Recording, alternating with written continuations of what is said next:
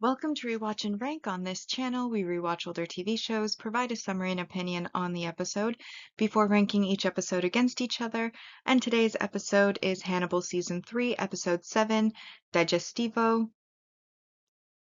Episode in a nutshell is a brief reminder of what happened in the episode.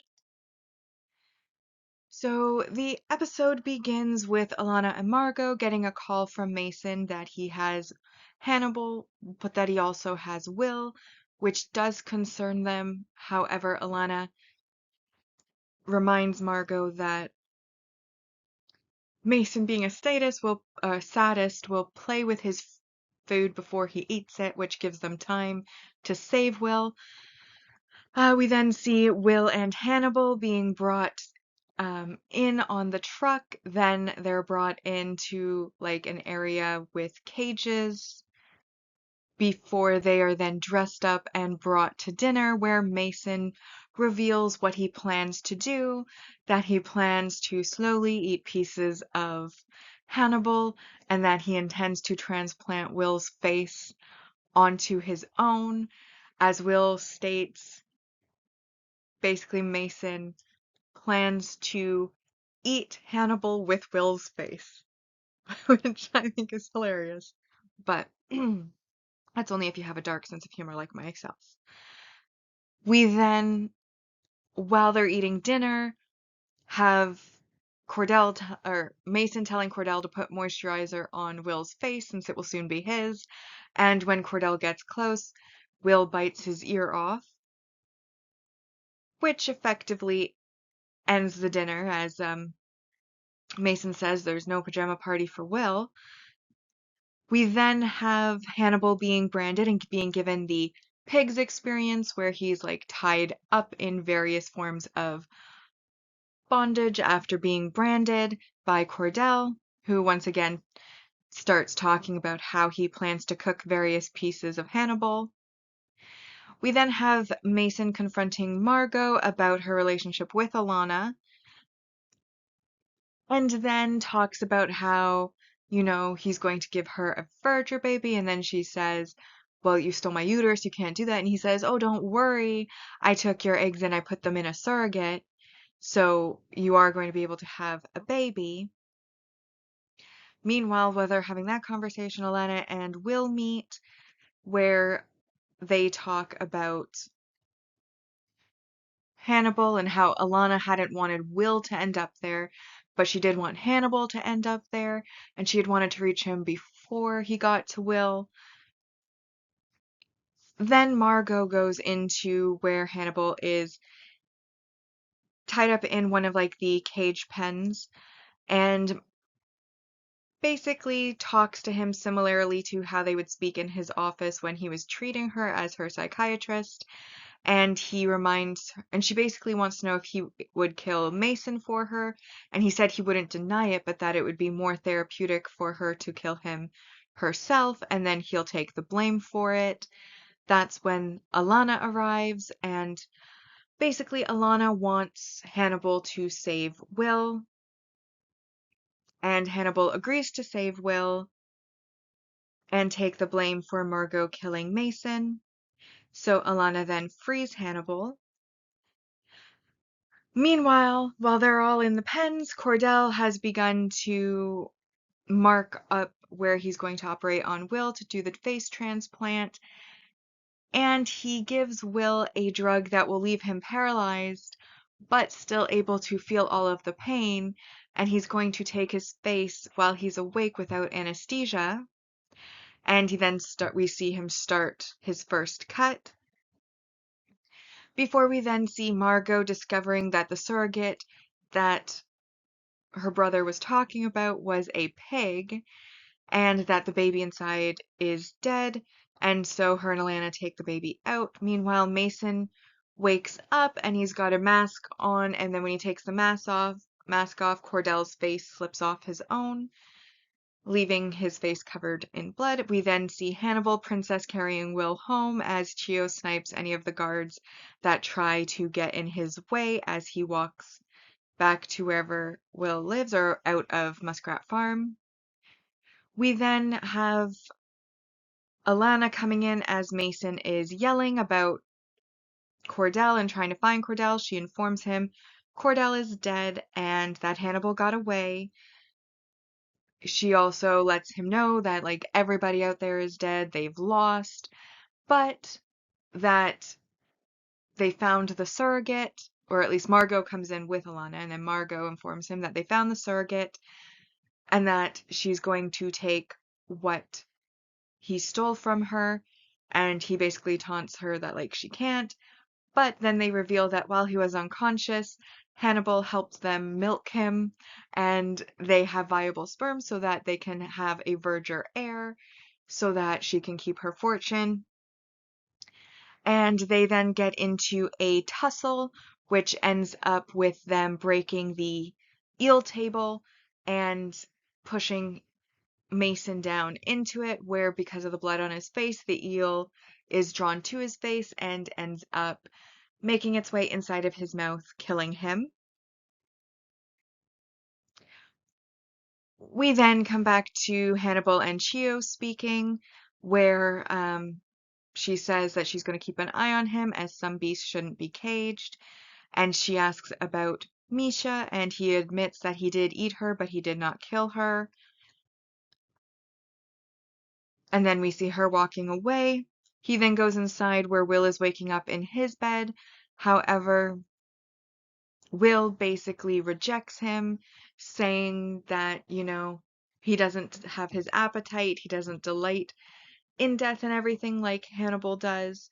He just tolerates it, and that he's done with him. He doesn't want to think about him. He doesn't want to know him or remember him. He doesn't want to know where he is or know what he's doing or where to find him or anything. He's completely done with him and then says goodbye to him as Hannibal walks out. We then have Jack arriving with all the FBI trucks to search the house and everything, and Will comes out and says that Hannibal's gone. But then Hannibal walks out of the woods near Will's place and surrenders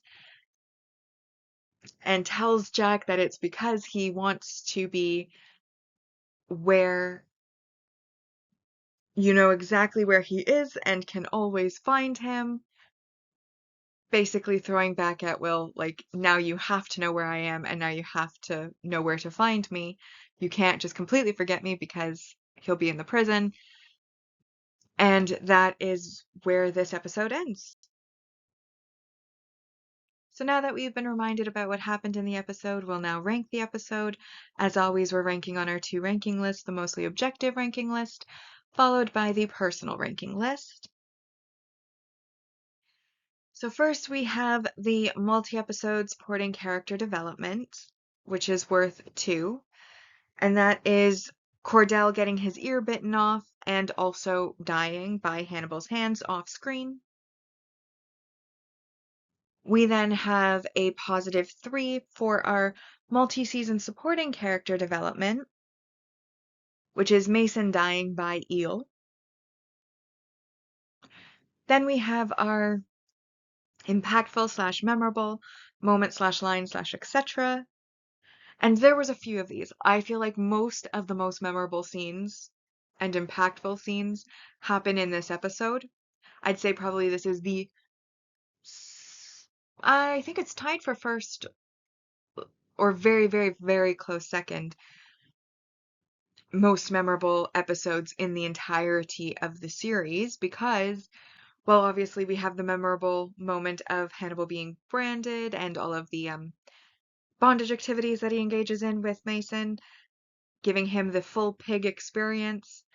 Then, of course, when he's freed by Alana, he like has this dramatic like stand up and remove the collar and like standing super strong, and I feel like that's very impactful. Then we have, of course, the fact that the surrogate was a pig, which is just so far. Well, see, I would say it's outside of left field from like what you would anticipate. However, once it happens, you're like, you know, it makes sense given who Mason and the Verger family are and how they made their fortune. But until it happens, you would never think of it. And that is why it is very memorable, just because it is so outrageous. And then, of course, we have the line at the end with Hannibal being arrested and him saying that he wants you to know exactly where he is and where he can always find him. And I feel like that's a very memorable line or scene, really, but like the line especially because it's echoing back the opposite of what Will wants and said that he wanted. And I think that's great. Then we have our multi-season main character development, which is, of course, that Hannibal is arrested. And all of those together bring us up to a score of 18. However, as always, in this show especially, there are negatives as well. Obviously, the act of cutting off a face without anesthesia is incredibly disturbing and very negative messaging or behaviors. Honestly, like taking the face, I feel like in a way that is kind of poetic to want to eat Hannibal with Will's face, especially since Will was a bystander when Mason lost his own face. I feel like that's comeuppance, but the going the extra step not to use anesthesia and to do the surgery while Will is awake, I feel like that's a level of cruelty that's just a little bit too far, and that's why I took 2 points for that. Then, of course, you have the torture of, Hannibal like branding him, tying him up, standing upright, tying him naked in the pen with all of that so that he's like stuck in a kneeling position, all trussed up. Like, these are very negative things.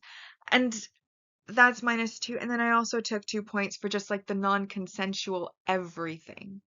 Non-consensually putting someone else's uterus in a pig, non-consensually milking sperm from an unconscious person, non-consensually trying to take off someone's face, non-consensually kidnapping and imprisoning somebody, like just the non-consensual everything of it. Very negative messaging or behavior. And so that still leaves us with 12. And that does make this a 10 out of 10 episode objectively, bringing us to the season 3 rankings so far. And in first, we have, reminder, when more than one episode has the same score, they're ranked in the order that the episodes aired in. So in first, we have Dulce, then we have this episode, Digestivo.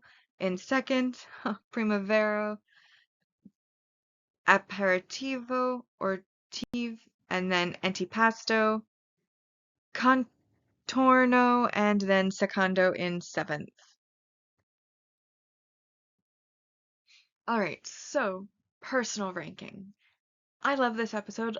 I think I mentioned during either the summary or the mostly objective ranking list, but this episode has most of the most memorable scenes in it. And I would say it's probably, if not the most memorable episode of the series, tied for first, or very, very, very close second. But it is very much an amazing episode. It is one of the episodes that I watch the series to watch it because it just has like, it hits all the marks. I think there's nothing negative about it. It keeps your interest the entire way. Everything in it is so far out of left field that it's like, this doesn't even feel like it's in reality anymore. Well, I mean, it's not in reality, it's fiction. We all accept that it's fiction. But I mean, like, imagine if you lived in that world and that world was your reality. This would be so far outside of even that it's just like unexpected. Like the first time that you watch it, it's just like, I did not see these things coming. Like the pig, the stealing of the face, all of that. Did not see it coming. The branding, would not have anticipated it. And then, of course, there's like the Will and Hannibal moments. Will finally coming to terms with rejecting Hannibal, only for Hannibal to throw it back and be like, you want to forget me? You want to not know where I am? You want to not know what I'm doing? Well, tough luck. I'm going to go somewhere that you know exactly where I am, what I'm doing, and if you ever want to find me, you know exactly where to find me because I'm right there. And now you can't pretend that you don't know. And I think that also is just a very Hannibal thing to do. And so basically, I loved everything about the episode. I enjoyed it watching the episode. It is probably my favorite episode of the series, and that is why I couldn't give it any score lower than a 10 out of 10. Highly recommend. And that brings the season 3 ranking so far to, in first place, Digestivo, then second, Dulce, then Contorno, Aperitivo, Primavera, Secondo, and then Antipasto is in 7th place. And that brings us to the series ranking so far. Season 2 is solid in first place with 86.92%, Season 1 in second with 83.85%, and so far Season 3 has a score of 58 out of 130. On the personal ranking side, Season 2 has 88.46%, Season 1 much lower at 66.92%, and Season 3 so far has a score of 45 out of a possible 130. So with that, we've now rewatched and ranked Hannibal Season 3, Episode 7, Digestivo. Like and subscribe if you'd like to, and I'll see you in the next episode.